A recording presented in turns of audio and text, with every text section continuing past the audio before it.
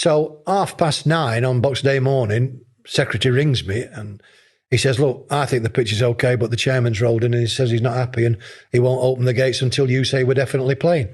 So I says, okay, I'll come over early. So I whiz over M62, drop down to Spotland's ground, park the car, walk down the tunnel, secretary joins me, get to the side of the pitch, look to the left-hand penalty area, huge pools of water and some ducks having a bit of a swim. Not promising. Look to the right-hand penalty area, large sheets of ice, more ducks having a skate. Secretary says, what do you think? I says, I think we'll come back in April on a nice spring evening because you can't play on this. We said, look, I'm ever so sorry that we had to put the balloon down 24 hours before we wanted to. Weather's beaten us. He said, I totally agree, Kev. We can't play on this.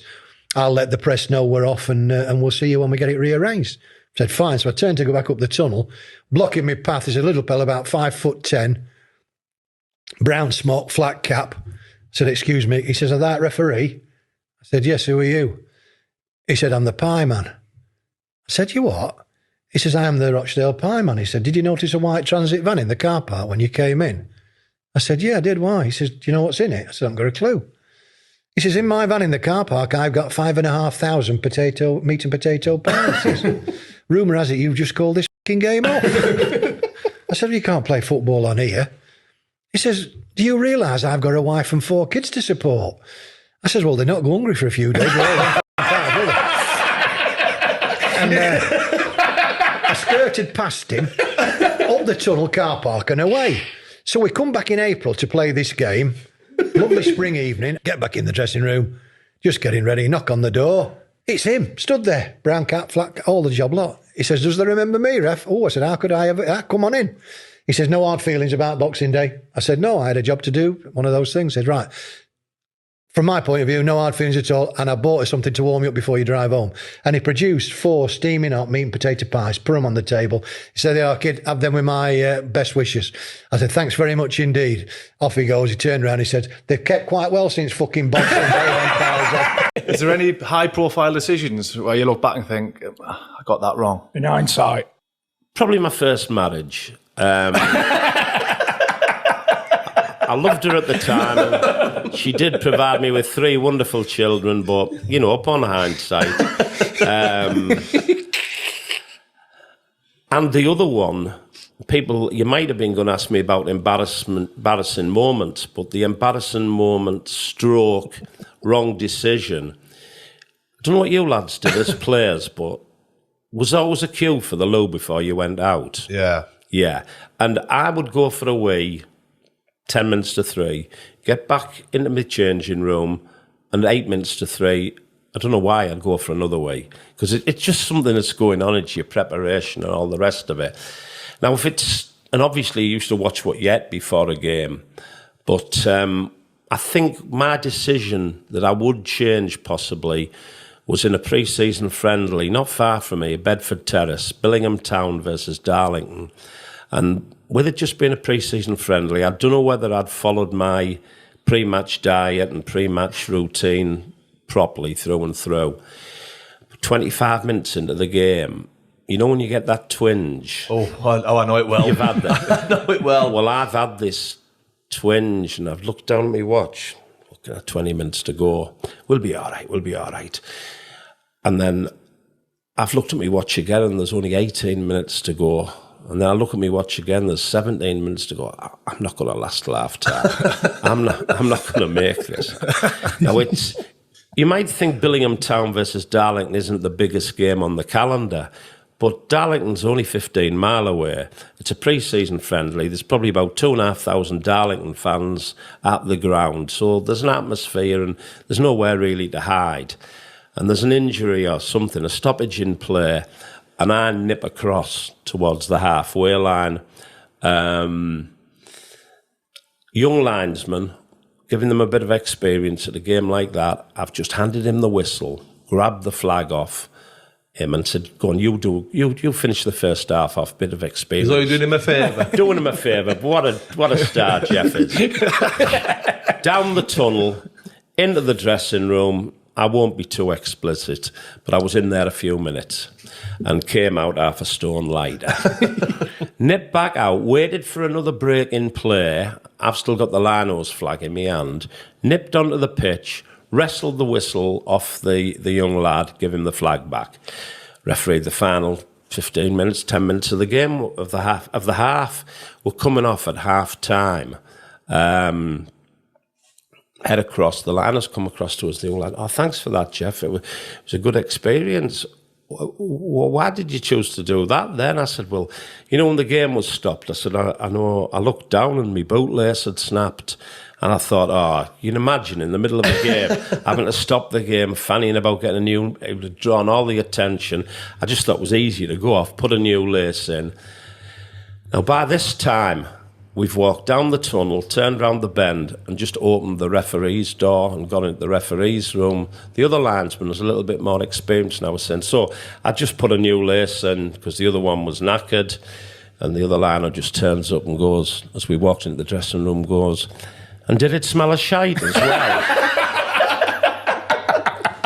And so, in fairness, biggest mistake probably was what I had to eat prior to that game, you know, and not making sure I was ready to last 45 minutes. That wasn't the fucking answer you would expect, was it? It's caught us off guard, I'll be honest. You know, if I look back on my career, two of the most difficult players I ever refereed were Roy Keane and Ian Wright, and Roy Keane, and I just don't think Roy liked referees. And in fairness, we didn't fucking like Roy Keane, so it was a fairly balanced equation. But I remember refereeing him one night at Old Trafford, and it were obvious he was out of sorts with himself, the opposition, his own teammates, and me. And he's kicking anything that moves, and he's giving me earache.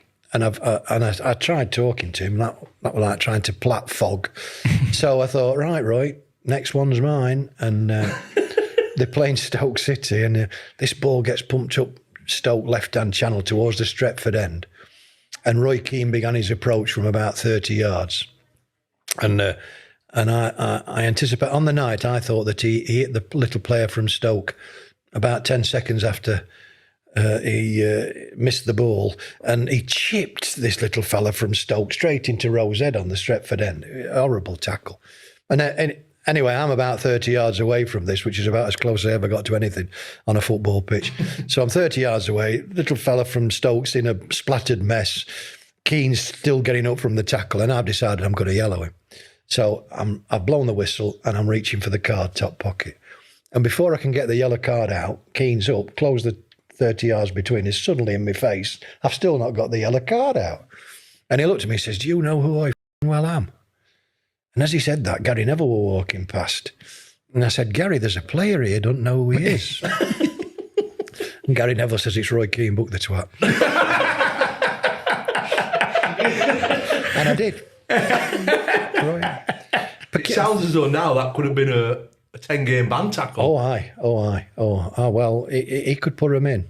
I mean, the players who you remember, I think that there were more players just before my time than there were during my time, but the players who you're refereeing the game and you look round and there's somebody laying on the floor and nobody's near him and something's happened and you have not got a clue what's gone on.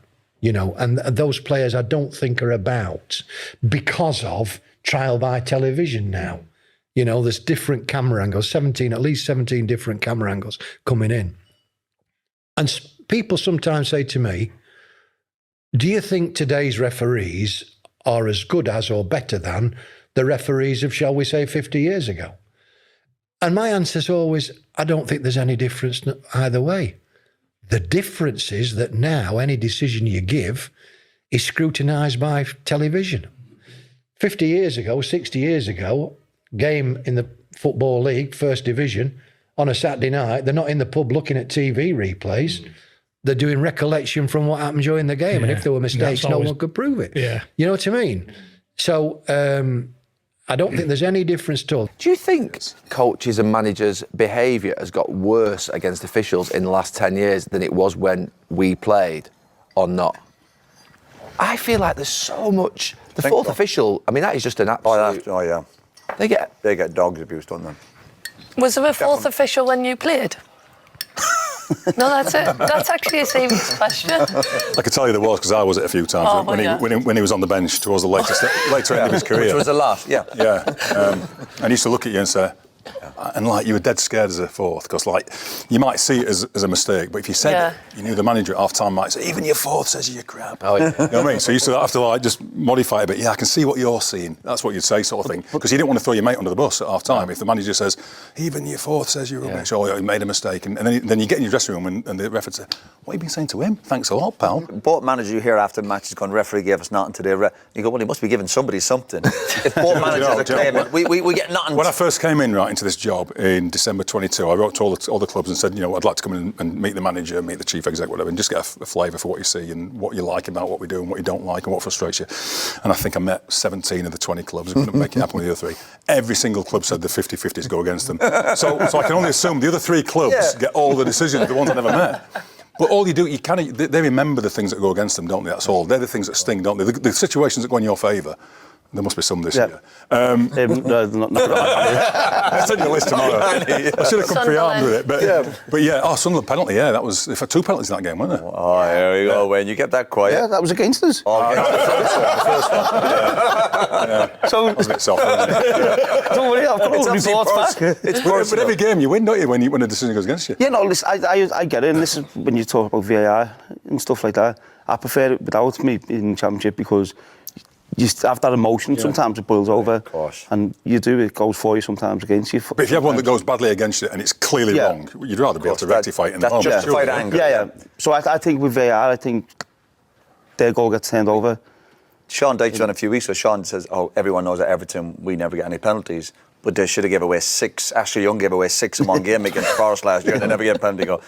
Yeah. And they did get some last year. Remember them, actually. Yeah, I mean, they got one at Newcastle. Ashley Young got fouled up there. But no, I mean, I think it makes sense to be able to change the decision in the moment. I used to hate refereeing on a game and getting a sense in the moment that I got it wrong, because you get immediate feedback from players on the field, and you can tell, as a good referee, you can tell the difference between genuine feedback and sort of like contrived feedback. And so you go to Chelsea and John Terry would always run at you like, it's never a yellow, and he's thinking this could be red. You know? And so therefore you'd work out what's genuine and what's not. But I'd get a feeling if I got something wrong, and then I'd get into the dressing room after the game, look at it on the phone, and think, oh my God, that's 3 days of pain, and I could have changed it over in the moment with VAR, like within 30 seconds. The night at Wigan Athletic Bristol Rovers, where I sent 5 players off.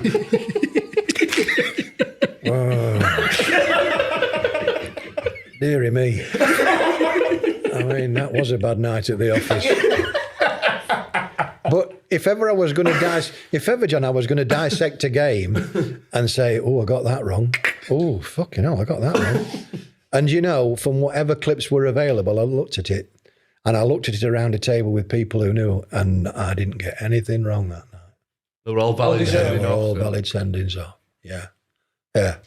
But, of course, I was one sending off away in that game from being the first referee who had to abandon a game because one team had been reduced to 6 players. Because I've got Bristol Rovers down to 7. Which, in fairness, made it a lot easier to referee, because when you've only got 7, you can handle them a lot better than you can 11. But I've got Bristol Rovers down to 7 and Wigan down to 10. So if I send one more off from Bristol Rovers, we're all going home early. And not only I knew that, but the players from Bristol Rovers knew that as well. And the player manager was Ian Holloway.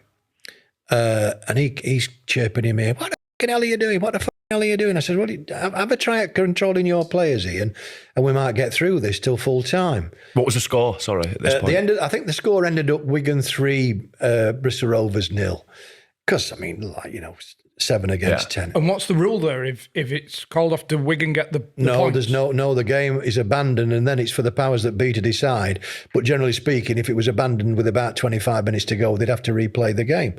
Right. But the players from Bristol Rovers knew that if I sent one more off, we'd all go home early. So they started to provoke me to send one more off.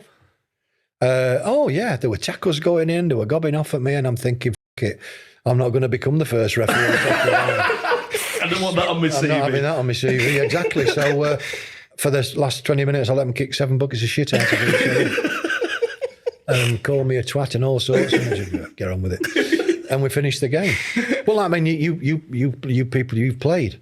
Let me tell you now, a team that kicks off at 7:45 on a Tuesday evening, playing a formation of 4-2-4, and at 9:10 that same evening are playing 4-2-non, and very clever. I mean, that was spectacular to get 5 players sent off. Now, in fairness, that's not the most number I've sent up in one game, believe it or not. I once sent 6 players off in a Northern Premier League game. This is semi-pro between Whitton Albion and Worksop. I had 6 off that day. That day I managed to even it. There were 3 off from each side. I mean, funnily enough, I was more than conscious that at the level that you're operating at, it's not so much sport, it's the entertainment industry. You send one player off in a game, you're likely to distort the events and the results that game would have had with 11 on. Now, if you start going 2, 3, 4 and 5 being sent off, it's chaotic. And funnily enough, I was so aware. But you're there to do a job. And if a player just doesn't want to behave, what alternative does a referee have? I don't believe you have any.